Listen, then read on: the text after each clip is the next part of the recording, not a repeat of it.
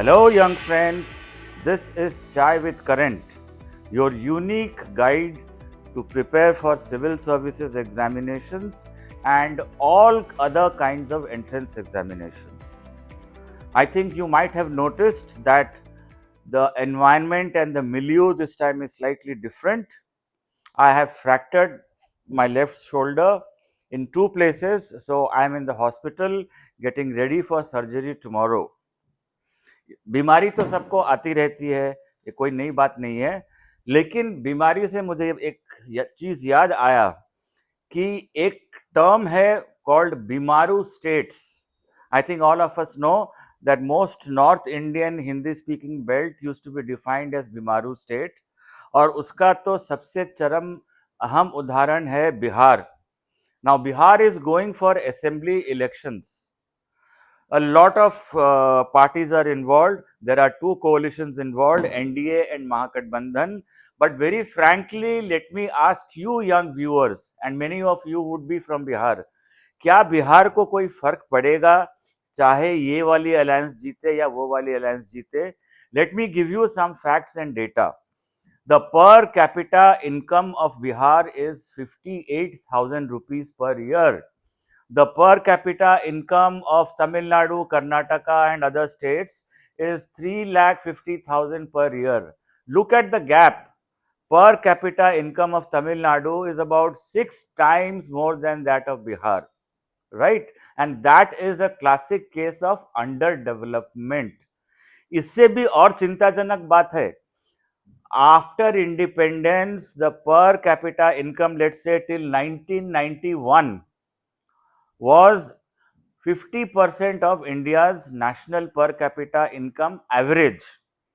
उसके बाद 1991 से लेके 2005 तक, on an average every year the per capita income growth of Bihar was zero. आप सही सुन रहे हैं, zero.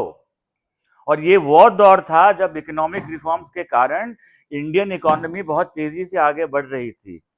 After 2005, there has been a minor change, and but not significant. So let's put it this way: 91 per capita income of Bihar, 50% of the national per capita income average. 2005 per capita income of Bihar, 25% of the national average, just 25%. 2025, it is now 1/3 of the national average.